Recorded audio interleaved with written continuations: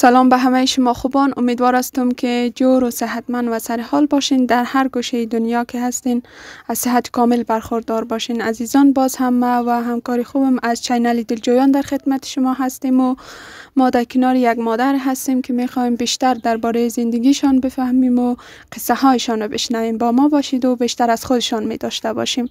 سلام مادر جان، خوب هستین؟ خوب هستم همشیره جان. خوب هستی جان جورا؟ شکر. شما خوب هستین؟ خوب هستیم. نام زیاگله. خانم زیاگل. خانم زیاگل، از زندگی بگوین چطور میگذره برتون؟ از زندگی دیگه در پای صفره. نشاورم مریضه، تکلیف کردن داره، کمر دردم است، دیگه سه میره کمرش میده شده، پارسال دمی جا رفتاد، کمرش میده شد، دیگه کار نمیتونه. از سالی کرونا پاس دیگه کار نکرده. در جر بازو چی کار میکردن؟ در جر میسه زود از خانه نماز خوانده بور شد، ملا آزان بود. گفته ما برم تا چوک اینجا برم پایسکیل. اره بس همونجا یک 40 دقیقه پاس زنگ زد که ما با اینجا رفتیدم بیا اینجا. بس همونجا رفتم، یک 3-4 مردم بور کده بودم، آوردی خانه شفا خانه بردیم، کمرش میده شد. اینال دیگه 5 سرایال هستیم پاک مودیا، یک 3 تا اشتو دارم. بزرگترین چند سال است؟ کلان شونه یک صنف 6 تا مکتب میره. دختر است بچه است؟ بچه است. این دو تایی دیگه. با شوهرتون از بعد که کمرش میده شده هیچ کار نمیکنه؟ نه هیچ کار نکرده. این همسایه در شفاخانه چقدر دیر مانده؟ در شفاخانه بیشتر 4-5 روز ماند. باز آوردیم دیگه، استقاط نبود دیگه، پول نداشتیم. همینجا خانه همینجا بود دیگه. عملیات هم گفته که عملیات که نمیمونه 3 لک روپیه مصرف داره، باز عملیات نتونستیم. باز هیچ عملیات نکردیم؟ خانه آوردیم؟ اموت خانه ماندیم. منالم کمر شکست جوش که کار نمیتونه. باز کار که نمیتونه، باز شما خودتون کار میکنید؟ نه کار ما که کار میرم دیگه، او کار به دردت نمیخوره. شما باز چی کار میکنید؟ همین شرکت هم پاشم رشی مرم. در شرکت میرین از کار سری میکنید؟ ماه رمضان که رفتم تنیز همین شرکت در شهرگی 12 ماه که سر منجی مرم. باز اونجا چقدر کار میکنین روزانه؟ روزی 30 روپیه یا 40 روپیه. همو قصد که کیلوی 100 روپیه میته.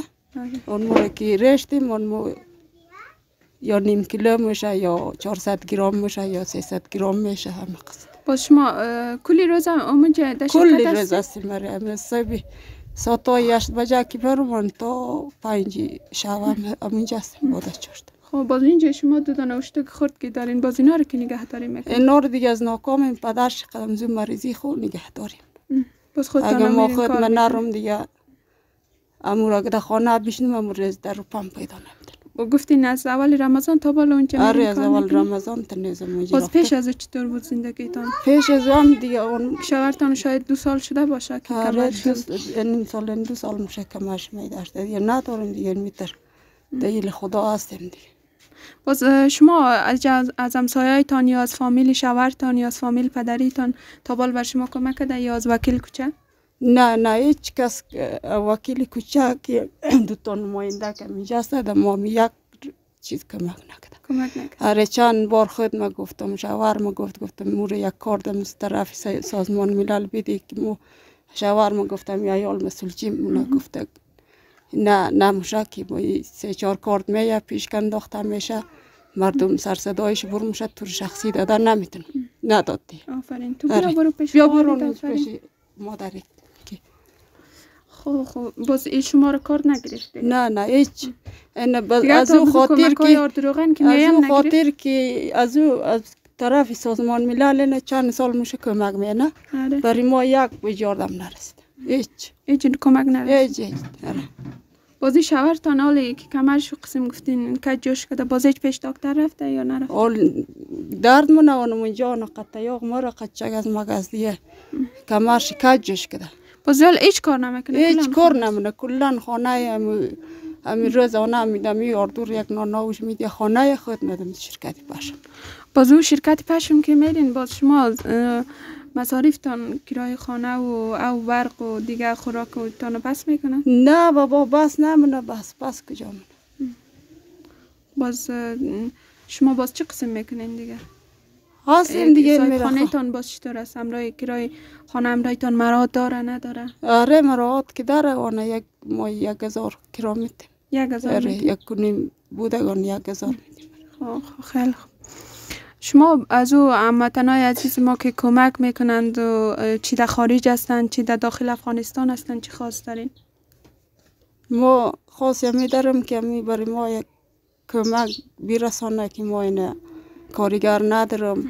این می 3 تا اشتوک دارم. این 2 نفرم خودون مثل 5 نفر که یک کمک برای ما برسانه دیگه که ما اگر کمک نرسانه که کسایی که کمک داده میتونه کمک کنه دیگه که ما شوهر مریضه.